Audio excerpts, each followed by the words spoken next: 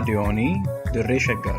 Raadiyoonii Dirree Shaggar. Raadiyoonii Dirree Shaggar.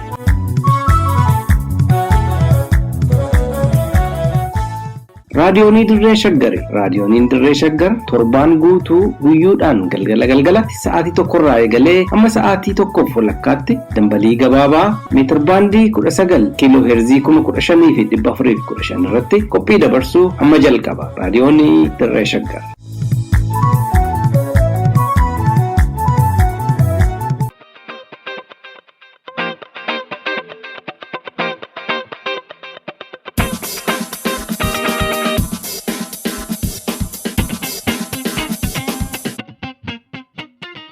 Ollee ooltanii dhaggeeffattoota keenya kabajamoo fulbaana 25 bara 2022 raadiyoonii Dirree Shaggar irraa oduu keenya dilbata galgalaaf qabanne isin dhageechifnaa an gurmechaa gammachuuti.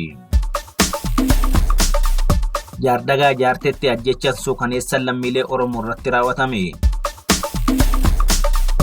Barsiisaa Taliila Girmaa godina Bunnoo Baddallee aanaa Daaboo Haannatti humnoota mootummaan ajjeefamuun himame kanneen jedhan ijoowwan oduu keenyaarraati amma tokko tokkoon isinitti hima.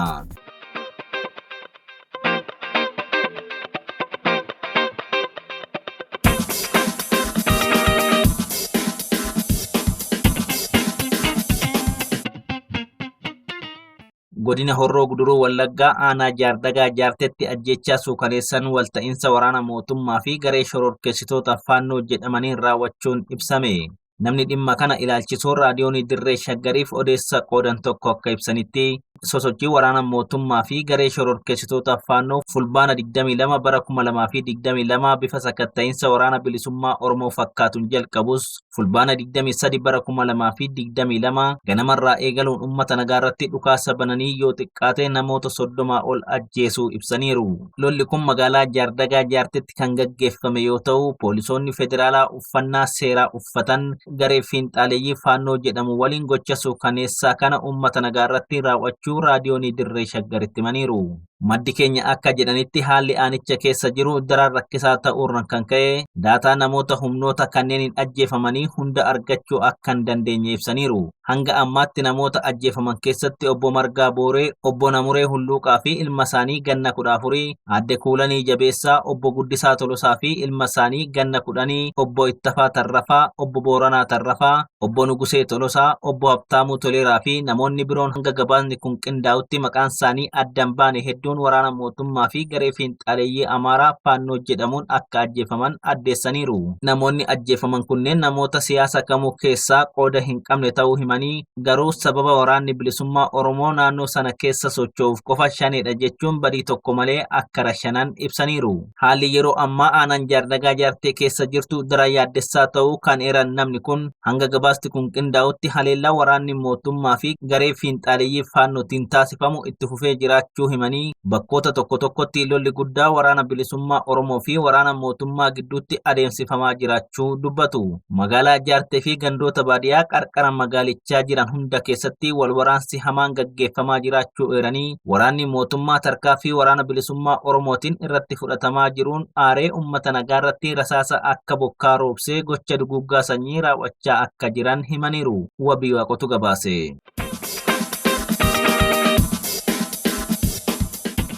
Barsiisaa Taliila Girmaa yeroo dheeraaf humnoota mootummaa Bilxiginnaan adamsamaa kan ture yoo ta'u, sababuma kanaanis hojii adda addaarraa ari'atamuun rakkoolee garaagaraaf saaxilamaa kan ture yoo ta'u, fulbaana 3 bara 2022 ayyaana bara haaraa maatii biratti kabajee Bunnoo Baddalleerraa gara magaalaa Finfinnee deebi'aa wayita jirutti hidhattoota mootummaa Bilxiginnaatiin konkolaataa geejjibaarraa qabamuun erga hidhamee booda mana hidhaa keessaa baafamee godina Bunnoo Baddallee aanaa Daaboo Haannaa bakka addaa ture jedhamutti ajjeefamuu hiriyaansaa tokko raadiyoonii Dirree Shaggaritti himaniiru. Barsiisaa Taliila Girmaa godina Bunnoo Baddalleetti barsiisummaan tajaajilaa osoo jiru quuqama uummataa qabuun walqabatee xiyyeeffannaa mootummaa keessa seenuu hordofee godinicha gadhiisuun gara Salaaleetti deebi'uun aanaa Qimbiibiit mana barumsaa Shanoo sadarkaa lammaffaatti barsiisaa turuu hiriyaansaa nageenya isaaf maqaansaa akka hin eeramne barbaadu tokko himaniiru.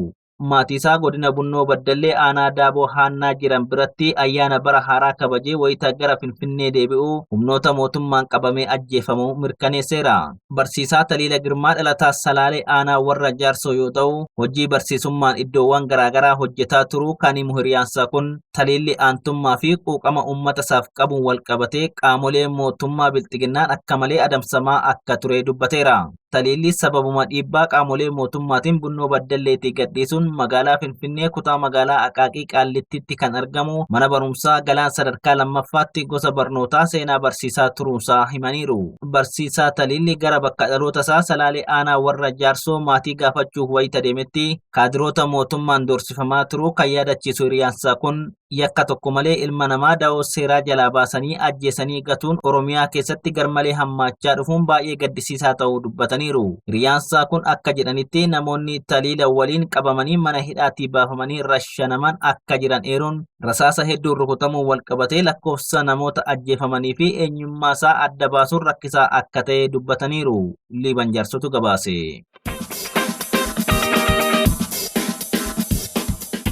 Oduu keenya ittaanuun Oromiyaa keessatti namoota nagaa hidhuun daran hammaachaa dhufe. Godinaalee Oromiyaa adda addaa keessatti guyyoota muraasa asitti ilmaan Oromoo adamsanii hidhuun garmalee hammaachaa dhufuun miidiyaalee fi qaamolee adda addaatiin ibsamaa tureera. Maddeen garaagaraa akka gabaasaa jiranitti torbanoota muraasa asitti magaalota akka Finfinnee, magaalota godina addaa naannawa Finfinnee kanneen akka Burraayuu, Sabbataa, Sulultaa, Lagaxaafoo, Galaan akkasumas magaalota akka Adaamaa, Duukam, Shaashamannee fi kanneen biroo keessatti dargaggoota Oromoo sabboonummaa qaban adamsanii mana hidhaatti guuraa jiraachuun ibsamu irratti argama. Keessattuu weelliftootaa fi dargaggoota qareeyyii ukkaamsuu irratti kan xiyyeeffate sirni bilxiginnaa dhiyoo kana keessa qofa weelliftoota Oromoo lafaa dhufeeyyii akkasumas qeerroo fi qarree hedduu mana hidhaatti guuraa jiraachuu gabaasaa turreerra. Odeessaaleen adda addaa ba'aa jiran akka agarsiisanitti mootummaan bilxiginnaa kabaja ayyaana irreechaa kanarratti uummanni dhoorkaa tokko malee ayyaanicha kabajuuf kan argamu yoo ta'e mormii kaasuu mala jedhanii waan shakkaniif uummanni fageenyumatti sodaatee kabaja ayyaana irreechaa baranaarraa akka hafuuf uummata shororkeessuuf namoota ciccimoo sabboonummaa qaban hidhuu filannoo akka godhate ragaa ba'u irratti argamu.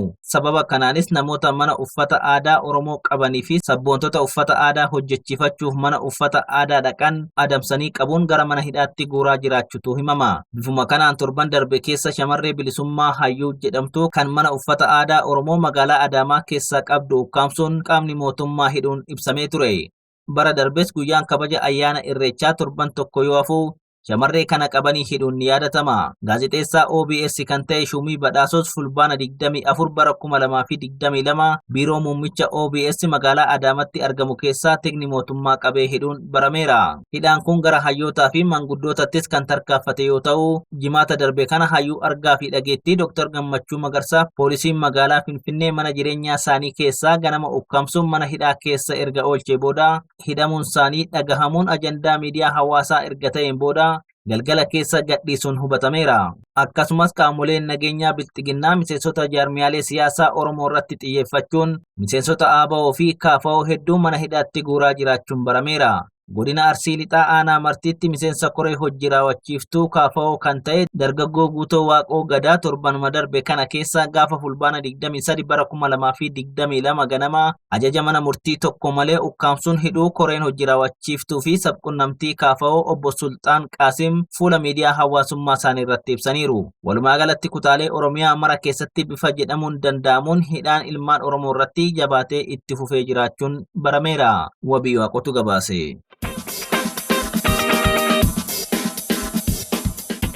Oduu keenya xumuraatiin waraanni bilisummaa Oromoo lola mootummaa bilxiginnaa waliin gaggeessaa jiruun aanaalee hedduu to'annoo isaa jala oolchaa jiraachuu beeksise. Waraanni bilisummaa Oromoo kutaalee Oromiyaa garaagaraa keessatti lola hidhattoota mootummaa waliin gaggeessaa jiru ilaalchisuun ibsa fulbaana 23 bara 2022 baaseen hagayya 20 hanga fulbaana 23 bara 2022tti godinaalee akka Wallagga Ba'aa, Iluu Abbaa Booraa, Gujii fi Wallagga Lixaa bakkeewwan hedduu humnoota mootummaa gadhiisisuun to'annoo isaa jala oolchuu ABO beeksiseera. Aaba'oo woboon injifannoo hagayya 20 hanga fulbaana 23tti hidhattoota mootummaa irratti gonfate kana ilaalchisuun ibsa fulbaana 23 bara 2022 baase kana keessatti waraanni bilisummaa Oromoo deeggarsa uummata Oromootiin aanaalee lixaa fi kibba Oromiyaa keessatti argaman 7 hidhattoota mootummaa gadhiisisuun to'achuu ifoomseera. Haaluma kanaanis waraanni bilisummaa Oromoo godina Iluu Abbaa Booraa aanaa Diiramuu, Wallagga Ba'aa, Haroo Limmuu fi Limmuu Galiilaa, Wallagga Lixaa Baabboo Gambeelii fi godina Bunnoo Baddallee aanaa Makkoo Daaboo Haannaa fi Cawwaaqaa hidhattoota mootummaarraa bilisoomsuu beeksiseera. Bakkeewwan waraana bilisummaa Oromoo jala galan kanneenittis tajaajilli hawaasummaa akka addaan hin cinneef hawaasaa fi bulchitoota naannichaa waliin ta'uun koree bulchiinsaa yeroo hundeessuu kan ifoomse waraanni bilisummaa Oromoo mootummaan bilxiginnaa yeroo lamaaf bakkeewwan kanneen deebisee to'achuuf yaaliin taasise fashalaa'uu ifoomseera. Haleellaa hidhattoonni mootummaa bakkeewwan gadhiisan deebisanii to'achuuf hagaya 29 bara 2022 godina Wallagga Ba'aa aanaa Haroo Limmuutti taasisaniin loltoonni mootummaa 71 yoo ajjeefaman haleellaan lammataa fulbaana 20 bara 2022 godina Bunnoo Baddallee Cawwaaqatti taasisan fashalaa'uun loltoonni mootummaa 235 ajjeefamuu fi 10 ammoo booji'amuu waraanni bilisummaa Oromoo beeksiseera. Kibba Oromiyaa Gujii Lixaa aanaa Gumii Eeldalloo fi Malkaa Sooddatti buufata waraanaa mootummaa bilxiginnaa barbadeessuu kan himu waraanni bilisummaa Oromoo fulbaana 22 sakatta'iinsa aanaa Malkaa Sooddatti taasiseen buufata waraana bilxiginnaa to'achuu ibseera. Sakatta'iinsa waraanni bilisummaa Oromoo aanaa Gumii Eeldalloo fi Malkaa Sooddatti gaggeesse kanaanis loltoota mootummaa bilxiginnaa 175 yoo ajjeesu giddugaleessa Oromiyaa Amboo fi aanaa Ilfataatti ammoo loltoonni bilxiginnaa 112 ajjeefamuu ifoomseera. Daandii namarraatu gabaase. Egaa dhaggeeffattoota keenya kabajamoo oduu namaaf qabanne kanuma qophii keenya itti aanu waliin turtii gaarii qabaadha.